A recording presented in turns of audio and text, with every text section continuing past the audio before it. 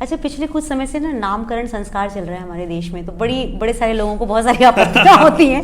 तो मैं आपसे जानना चाहती हूँ कि ये जो नामकरण हमारा होता है, बदलाव लाए जाते हैं नामों में, इसके लिए जो बहुत लोग खिलाफ बोलते भी हैं, कुछ लोग इसके साथ भी होते हैं, आपका क्या विचार है? जैसे अब हम भारत को भारत कह रहे हैं, पहले हमारे पास 2-3 नाम थे, हिंदुस्तान भी बोलते थे हम, इंडिया भी बोलते थे, भारत तो हम हैं ही हैं। तो आपको क्या लगता है कि इस तरह से भारत वर्ड सिर्फ वो यूज़ करना, अब उसको इस्तेमाल में लाना, क्या गौरव के साथ साथ हमारे देश की प्रगति में भी कुछ वो खास करने वाला है?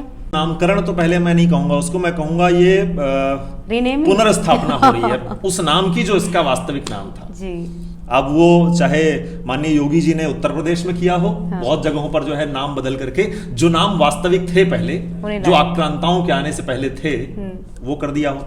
अब एक तर्क और आता है कि कितना बेहतरीन नाम रख दिया गया था और अब आप बदल रहे हैं उसको। कुछ तर्क आते हैं कि देखिए मुगलों ने आकर के देश में कितनी बेहतरीन बेहतरीन इमारतें बना दी हैं, कितना सुंदर बना दिया है, आप बोल रहे हो कि उन्होंने इस तरह से नुकसान किया देश का।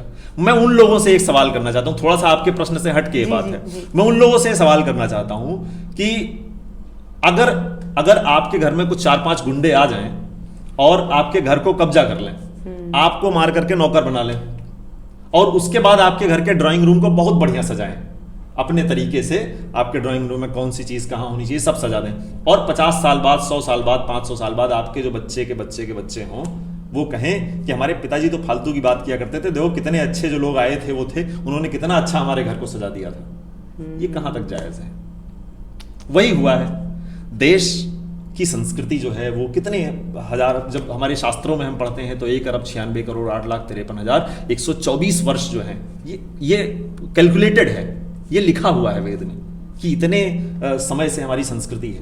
और उस संस्कृति पर कुछ गुंडे आकर के प्रहार करते हैं और उस प्रहार के बाद आज 500 साल बाद बैठ करके हम इस बात पर बहस कर रहे हैं कि उन्होंने ठीक किया कि नहीं किया।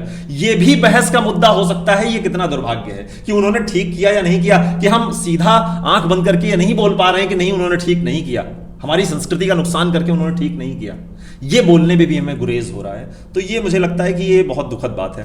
और आपने जो बात की नामकरण की, भारत के नाम की बात की, भारत इंडिया जो नाम आया है, इंडिया कब आया? अंग्रेज आए, वो आपके कुछ शब्दों का उच्चारण नहीं कर पाते हैं, उन्होंने इंडिया बोल दिया। इंडिया शब्द का अर्थ जो है, ऑक्सफोर्ड उठा करके आप देखिए उसमें क्या क्या लिखा हुआ है कि ये जो पिछड़े हुए गंवार लोग जो होते हैं, मक्कार लोग जो होते हैं, ऑक्सफोर्ड की डिक्शनरी में ये लिखा हुआ है इंडिया, इंडियन शब्द का अर्थ। ये उन्होंने ही लिखा होगा और कौन लिखेगा? कौन लिखेगा? उनकी ही भाषा। वो समझते भी आपको यही थे, मदारियों का देश कहते थे। आप अभी भी जाइए, अभी भी कोई बहुत अच्छी नजर से नहीं देखते। मदारियों का देश भारत को कहते थे।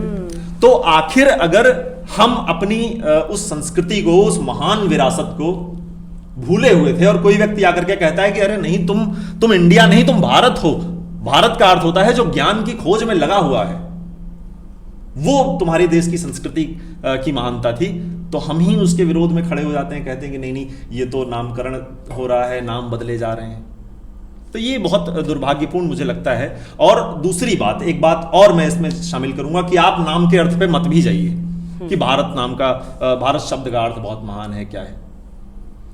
मेरा नाम महिम है और हो सकता है किसी को कोई और नाम बहुत अच्छा लगता हो, वो मेरा वो नाम रख दे, तो मेरे नाम का कोई अर्थ ना हो तो भी मेरे नाम का अर्थ मेरी भावना से जुड़ा हुआ है।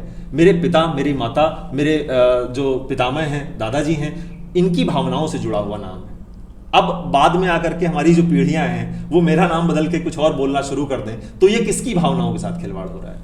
मेरे माता पिता के, उन्हीं के पूर्वजों की भावनाओं के साथ खिलवाड़ हो रहा है। और कर कौन रहा है? हमारी ही पीढ़ियां। तो जो हमारी सनातन परंपरा में एक ये भावना है कि वैकुंठ में बैठ करके जो हमारे पुरखे हैं वो हमको देखते होंगे, तो वो क्या सोचते होंगे कि ये हमारी आने वाली पीढ़ियां हैं, यही वो लोग हैं जो देश की संस्कृति का इस तरह क्षरण कर रहे हैं। किसी व्यक्ति ने कह दिया कि तुम्हारे देश का, इंडिया दैट इज भारत, मतलब ये सेंटेंस ग्रामेटिकली भी सही नहीं है। जो चीज पहले से थी, Bharat that is India, Bharat जो कि इंडिया भी है, आप कह रहे हो इंडिया जो कि भारत है। तो दुर्भाग्य ही है, लेकिन मैं फिर भी बहुत आशावादी हूं और मैं सोचता हूं कि धीरे धीरे चीजें जो हैं जा रही हैं ठीक दिशा में। और ऐसे ही अगर सांस्कृतिक पुनरुत्थान होता रहा तो हमारा जो देश है उसको चमकने से कोई नहीं रोक सकता है, क्योंकि आप सोने को कितने भी मिट्टी के अंदर गाड़ लीजिए, जैसे हवा चलेगी, जैसे पानी आएगा, मिट्टी हटेगी, उसकी चमक निखरेगी और फिर से जो है स्वर्ण जो है बाहर निकलेगा और चमकेगा। महिम जी, पता है क्या होता है, मुझे ऐसा लगता है कि जब तक आपकी आंखों पे पट्टी बंधी रहती है आप उस अंधेरे के ना आदी हो जाते हैं, और जब पट्टी हटती है तो थोड़े समय के लिए आंखें अजीब तरीके से चौंधी आती हैं, आपकी आंखें यूज टू नहीं हो पाती हैं चीज़ें देखने में। शायद ये वो समय चल रहा है कि आंखों से जब पट्टी हट रही है तो लोग विश्वास नहीं कर पा रहे हैं और ठीक से आंखें नहीं खोल पा रहे हैं, इसलिए शायद लोगों के बीच में एक आक्रोश है, समझ नहीं आ रहा है, उनकी बुद्धि उस चीज़ को सेटल और डाइजेस्ट नहीं कर पा रही है। शायद इसी वजह से आप जैसे लोगों का लोग विरोध करते हैं।